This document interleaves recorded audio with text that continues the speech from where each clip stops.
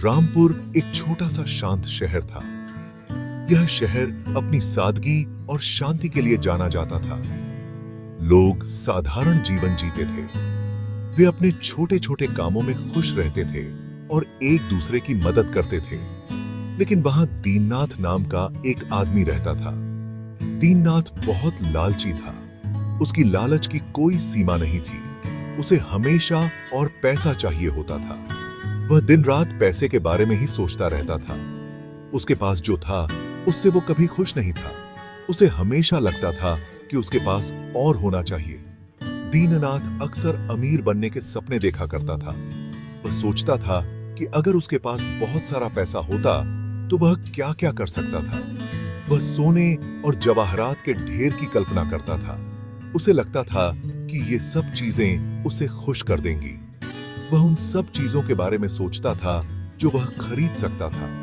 महंगे कपड़े, बड़ी गाड़ियां और आलीशान घर। उसने जादू की कहानियां सुनी और जल्दी अमीर बनने के तरीके की कामना की। उसे लगता था कि कोई जादू उसे रातों रात अमीर बना देगा। एक दिन दीननाथ बाजार से गुजर रहा था। बाजार में हमेशा की तरह भीड़ थी और लोग खरीदारी में व्यस्त थे। उसने देखा कि लोगों का एक समूह किसी चीज के इर्द गिर्द जमा है। उसकी जिज्ञासा बढ़ गई। उत्सुक होकर उसने आगे बढ़ने का रास्ता बनाया। वह जानना चाहता था कि वहां क्या हो रहा है। वहां उसने 3 बूढ़े आदमियों को देखा।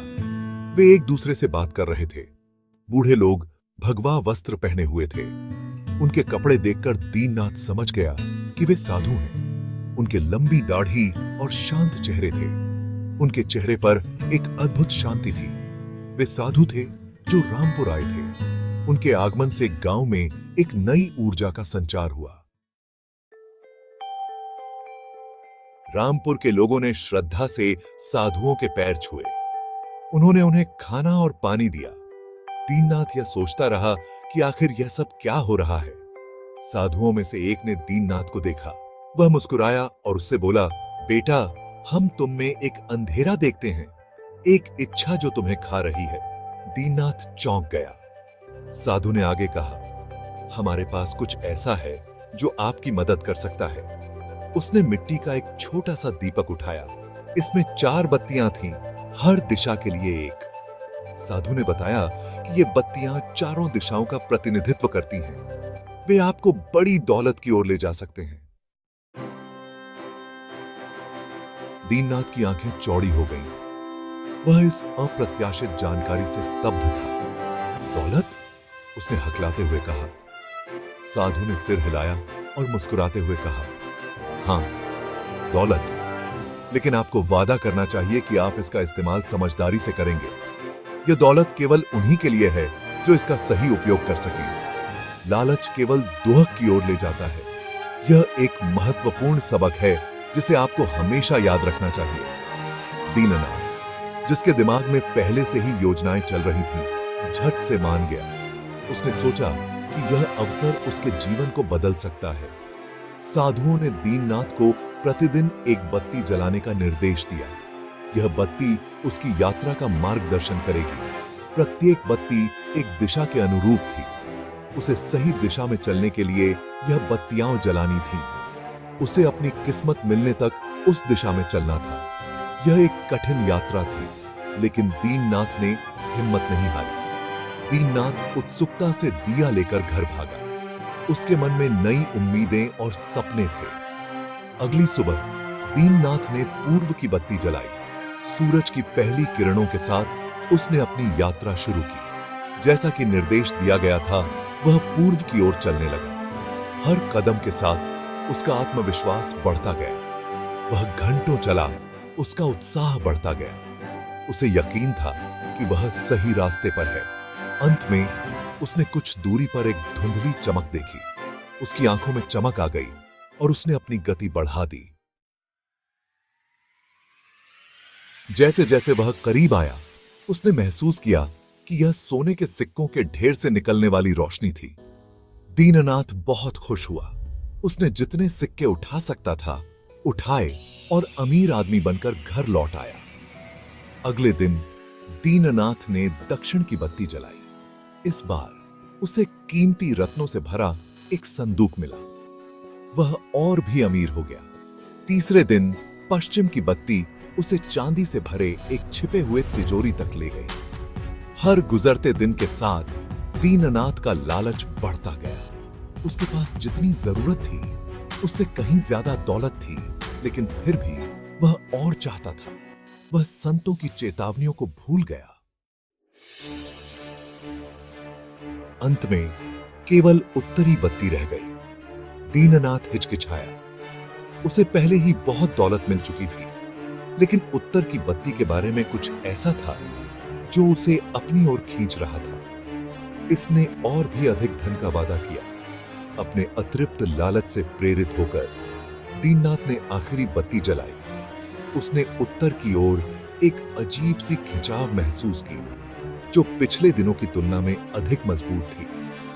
वह तेजी से और तेजी से चलता रहा। वह ऐसा लगा जैसे कई दिनों तक चला हो। परिदृश्य बदल गया। अंधेरा और उजाड़ होता गया। वह अंत में एक बंजर मैदान में पहुंचा। ठीक बीच में एक जीर्ण शीर्ण मिल खड़ी थी। उत्तरी ज्योति दीननाथ को मिल के अंदर ले गई। वहां उसने एक बूढ़े आदमी को दयालु आंखों से देखा, जो चक्की के पास बैठा था।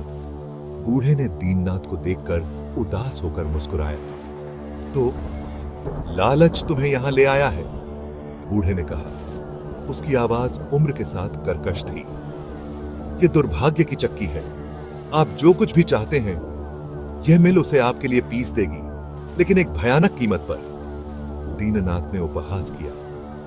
एक कीमत? मेरे पास जितनी जरूरत है उससे कहीं ज्यादा दौलत है। क्या कीमत बहुत ज्यादा हो सकती है? बूढ़े ने आह भरी। मिल वह नहीं लेती जो तुम्हारे पास है, बल्कि वह लेती है जो तुम हो। बूढ़े व्यक्ति की चेतावनी को अनसुना करते हुए दीननाथ ने अपने कान बंद कर लिए और अपने लालच के पीछे भागने लगा। दीननाथ ने मिल से सोने के पहाड़ बनाने की मांग की। उसकी आंखों में केवल सोने की चमक थी और वह किसी भी कीमत पर इसे पाना चाहता था। मिल जीवन के लिए चिल्लाई। उसकी मशीनें जोर जोर से गूंजने लगीं, जैसे कि वे भी इस लालच के बोझ को महसूस कर रही हों। अनाज नहीं, बल्कि दीननाथ की मानवता को पीस रही थी। हर दिन वह और अधिक खोता जा रहा था और उसकी आत्मा धीरे धीरे मर रही थी। उसने महसूस किया कि उसका लालच उसे खा रहा है और यह उसे एक ऐसे रास्ते पर ले जा रहा है जहां से वापसी मुश्किल है। उसे एक हृदयहीन खोल में बदल रहा है। उसकी आंखों में अब वह चमक नहीं थी और उसका दिल खाली हो गया था। जब मिल अंततः शांत हो गई तो दीननाथ ने अपने चारों ओर सन्नाटा महसूस किया। मशीनें रुक गईं, लेकिन उसकी आत्मा की चीखें जारी रहीं। तो दीननाथ सोने से घिरा हुआ था, लेकिन वह खाली महसूस कर रहा था। सोने के ढेर उसके चारों ओर थे, लेकिन उसकी खुशी कहीं खो गई थी। लेकिन वह खाली महसूस कर रहा था। उसकी दौलत ने उसे वह खुशी नहीं दी जिसकी उसने कल्पना की थी। उसके पास वह सब कुछ था जो वह कभी चाहता था, लेकिन इस प्रक्रिया में उसने खुद को खो दिया था। उसकी आत्मा अब एक खोखला खोल बन गई थी, लेकिन इस प्रक्रिया में उसने खुद को खो दिया था। उसने संतों की बातों में सच्चाई को महसूस किया। उसने संतों की बातों में सच्चाई को महसूस किया। लालच केवल दुहक की ओर ले जाता है। यह एक कड़वा सत्य था जिसे उसने अब समझा। लालच केवल दुख की ओर ले जाता है। उसने अपने लालच की कीमत चुकाई थी और यह कीमत बहुत भारी थी। दीननाथ दुर्भाग्य की चक्की को एक टूटा हुआ आदमी छोड़ गया। वह रामपुर लौट आया, लेकिन उसकी दौलत उसके लिए मायने नहीं रखती थी। वह अब एक बदला हुआ व्यक्ति था, लेकिन उसकी दौलत उसके लिए मायने नहीं रखती थी। उसने एक कठोर सबक सीखा था। सच्चा सुख भौतिक संपत्ति से नहीं, बल्कि संतोष और उदारता से मिलता है। उसने एक कठोर सबक सीखा था।